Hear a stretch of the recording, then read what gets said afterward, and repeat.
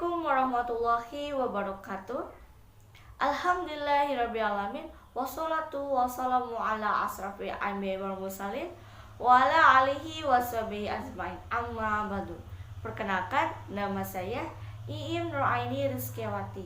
Pada video kali ini saya akan Q&A, menjawab pertanyaan-pertanyaan yang bertemakan membiasakan diri mengonsumsi makanan dan minuman halal serta menjauhi makanan dan minuman haram. Maka dari itu, kita simak videonya.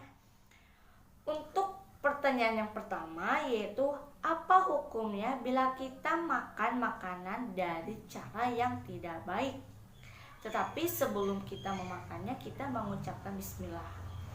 Apakah makanan tersebut tetap menjadi haram ataupun jadi halal? Seperti yang kita tahu, ada 3 ketentuan makanan tersebut dikatakan sebagai makanan yang haram, yaitu 1. Wujudnya, 2. Cara mendapatkannya, yang ketiga bagaimana pengolahannya. Tetapi bila kita makan makanan, baik kita tahu cara mendapatkannya ataupun tidak, selama kita membaca bismillah, insya Allah makanan tersebut menjadi halal. Misalnya kita masih bergantung kepada orang tua, kita belum bisa mencari makanan sendiri, belum bisa mencari uang sendiri, kita nggak apa-apa memakannya, tetapi kita harus mengucapkan bismillah agar makanan tersebut menjadi halal insya Allah. Namun sebaiknya kita mengingatkan kepada kedua orang tua kita untuk berhenti mencari nafkah dengan cara yang seperti itu, karena itu akan berdampak buruk bagi anak dan keluarganya. Ada juga kemungkinan kalau kita sudah bisa mencari makanan sendiri, kita bisa mencari uang sendiri, lebih baik kita menghindari makanan tersebut. Kita tidak perlu memakan makanan tersebut gitu.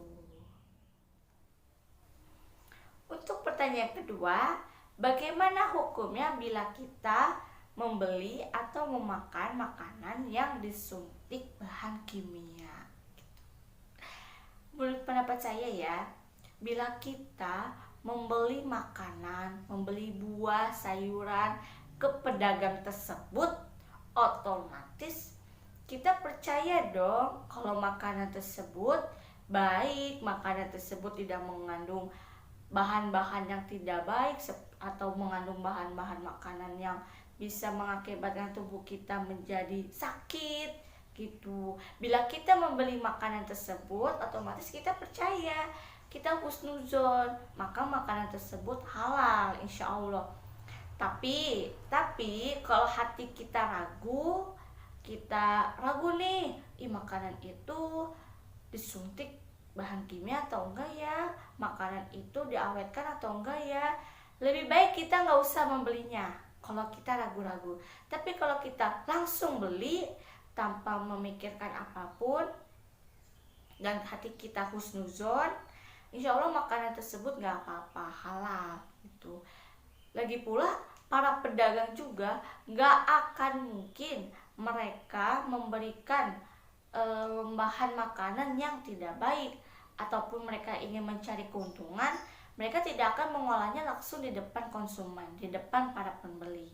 Jadi sebaiknya jika kita membeli makanan, lebih baik kita lihat-lihat dulu, kita pilih-pilih dulu gitu. Apakah makanan tersebut di bahan-bahannya itu ada hal-hal yang mencurigakan atau tidak. Tapi lebih baik kita berhusnuzon kepada orang lain. Jika makanan tersebut mengakibatkan tubuh kita sakit, maka kita jangan beli lagi di tempat tersebut. Seperti itu ya. Ini bagaimana keyakinan hati kita terhadap para penjual. Untuk pertanyaan yang ketiga yaitu, bagaimana hukumnya bila kita memotong ikan tidak mengucapkan bismillah? Nah, hal ini kita dikaitkan dengan bangkai ikan. Kita diibaratkan seperti makan bangkai ikan. Bahkan ikan tidak memiliki leher loh. Bagaimana kita akan memotong lehernya? Nah, terdapat dalam Al-Quran surah Al-Maidah ayat 96 yang artinya, dihalalkan bagimu hewan buruan laut dan makanan yang berasal dari laut, sebagaimana makanan yang lezat bagimu. Bahkan ada hadis yang mengatakan juga, telah dihalalkan bagi kami 2 bangkai dan 2 darah. 2 bangkai itu ikan dan belalang, dan 2 darah tersebut hati dan limpa. Hadis riwayat Ahmad dan Baihaqi. Jadi kita ibaratkan seperti memakan bangkai ikan, maka itu insya Allah halal hukumnya karena sudah terdapat dalam Al-Quran surat Al-Maidah ayat 96 serta hadis riwayat Ahmad dan Baihaqi. Untuk pertanyaan yang terakhir, yaitu pertanyaan keempat, bagaimana jika kita memakan makanan yang haram tetapi kita termasuk orang yang dizolimi?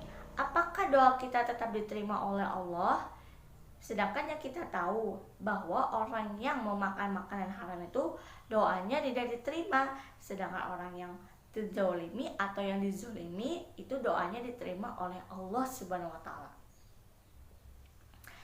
Sering kita dengar bahwa ada 3 golongan yang doanya diterima oleh Allah. Salah satunya adalah orang yang dizolimi.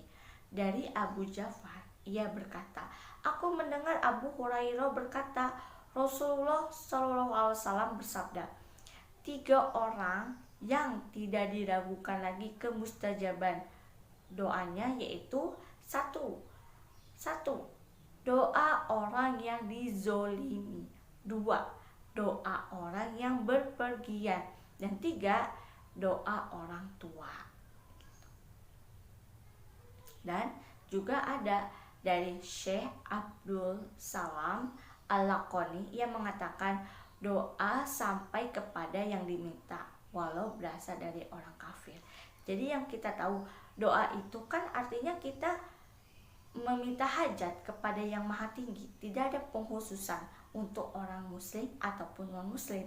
Dan juga Yahya bin Ishaq juga mengabarkan kepadaku, ia berkata, Abu Abdillah Al-Asadi berkata, aku mendengar Anas bin Malik radhiyallahu anhu berkata, Rasulullah SAW bersabda, hati-hatilah terhadap doa orang yang terzolimi meskipun itu orang kafir, sesungguhnya tidak ada penghalang baginya.